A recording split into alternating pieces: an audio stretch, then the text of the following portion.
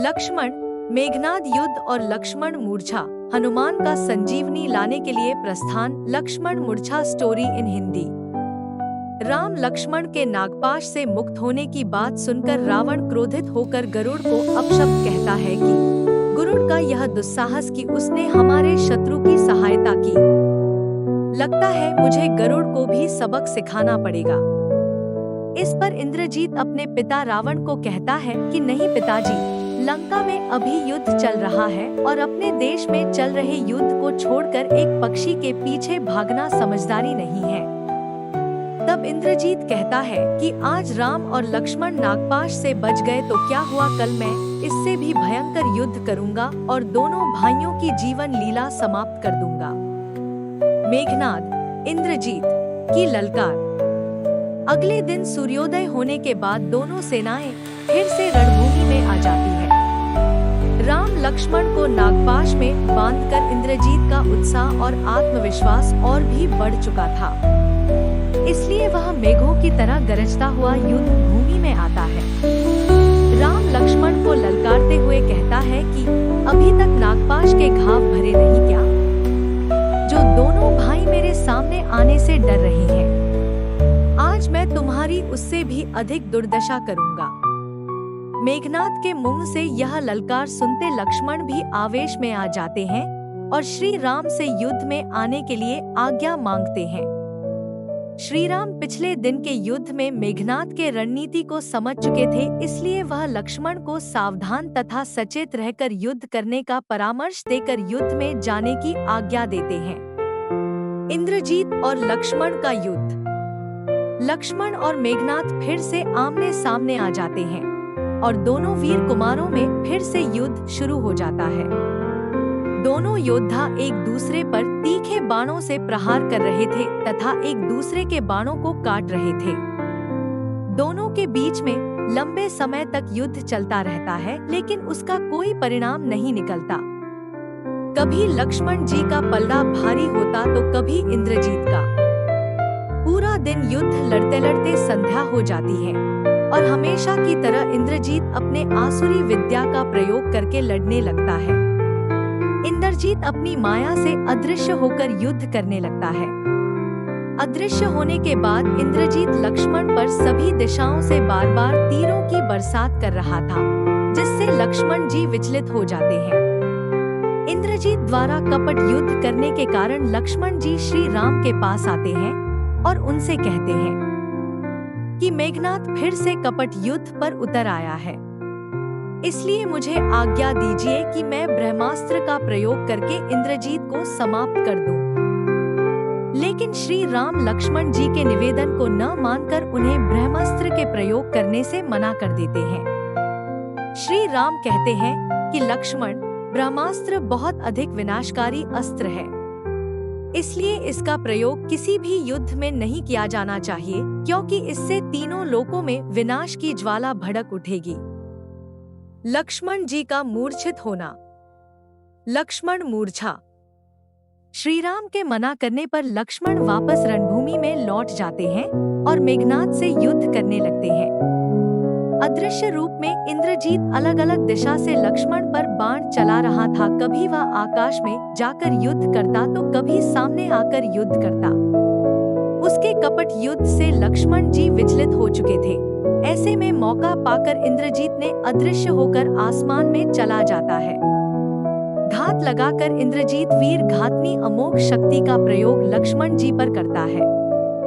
हनुमान जी यह सब देख रहे थे, इसलिए है उस शक्ति को रोकने का प्रयास करते हैं, लेकिन असफल हो जाते हैं और इंद्रजीत द्वारा चलाई गई वह अमोघ शक्ति लक्ष्मण जी के पीठ के नीचे आघात करती है।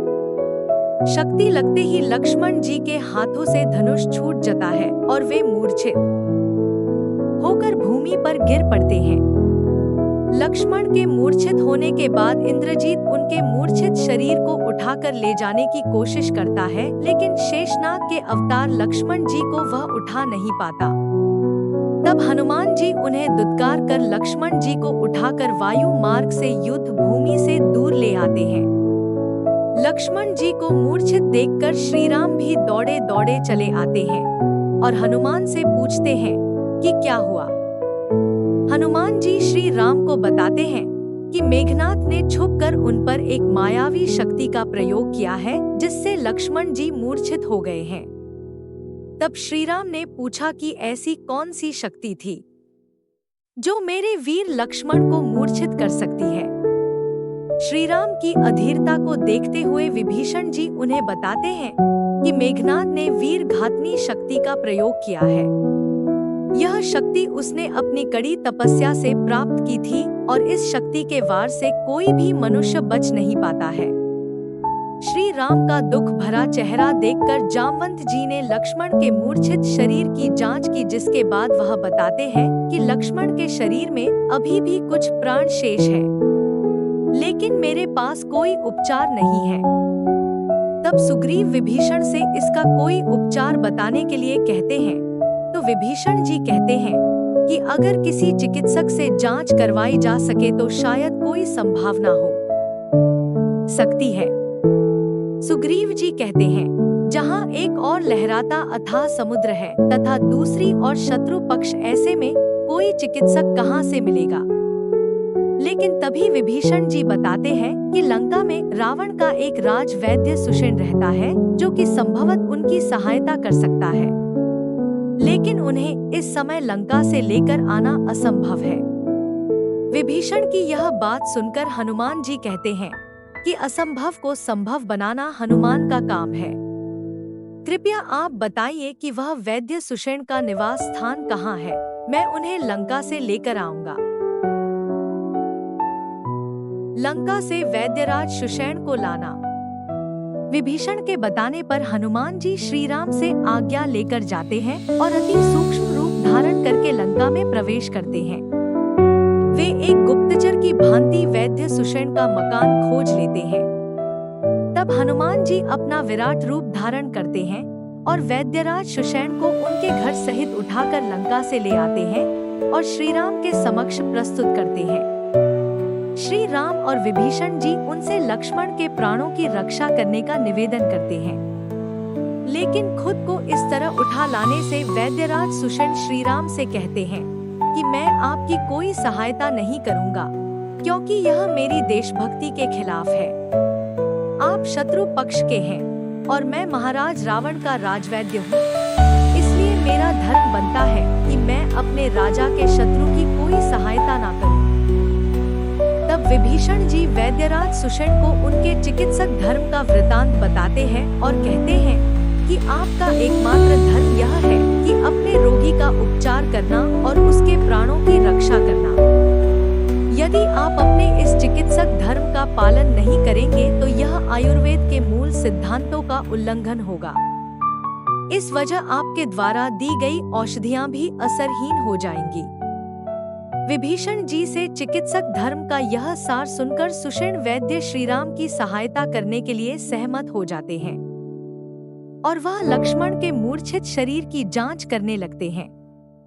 जांच करने के बाद वैद्य सुषेण बताते हैं कि लक्ष्मण जी के शरीर में प्राण अभी शेष है, लेकिन सूर्य उदय से पहले यदि उन्हें उपचार नहीं दिया गया तो उनकी जान बचाना असंभव हो जाएगा। तब वैद्यराज उसे बताते हैं कि उनके पास वह औषधि नहीं है जो कि लक्ष्मण जी को स्वस्थ कर सके। वैद्य की बात सुनकर श्रीराम और भी अधीर हो जाते हैं। उन्हें ऐसे देखकर वैद्यराज सुषेण बोलते हैं कि हे रघुनाथ, धीरज रखिए, लक्ष्मण के प्राण बचाने के एकमात्र उपाय है, लेकिन बहुत ही कठिन है, हनुमान का संजीवनी लेने के लिए जाना। तब बड़ी अधीरता से हनुमान जी पूछते हैं कि कृपया करके मुझे वह उपाय बताइए, तो मैं अपने प्राण देकर भी वह उपाय करूंगा। तब वैद्य बताते हैं कि कैलाश पर्वत और हिमालय पर्वत के बीच में द्रोणागिरी नामक पर्वत श्रृंखला है। उसी पर्वत श्रृंखला में एक ऐसा पर्वत है जिस पर कई तरह की गुणकारी आयुर्वेदिक औषधियां उगती है। उन्हीं में से एक संजीवनी बूटी भी है, जिसे यदि समय पर दिया जाए तो मृत शरीर में भी प्राण आ सकते हैं। तब वैद्यराज यह भी कहते हैं कि तुम्हें सूर्योदय से पहले ही वह संजीवनी बूटी लेकर वापस आना होगा। यदि सूर्योदय हो गया तो लक्ष्मण के प्राण बचाना असंभव है। तब हनुमान जी श्री राम को हौसला बंधाते हुए कहते हैं कि धीरज रखिए स्वामी। यदि मैं सूर्योदय से पहले संजीवनी लेकर नहीं आ पाया तो अपना यह मुख आपको कभी नहीं दिखाऊंगा। यह कहकर हनुमान जी संजीवनी बूटी लेने के लिए प्रस्थान करते हैं।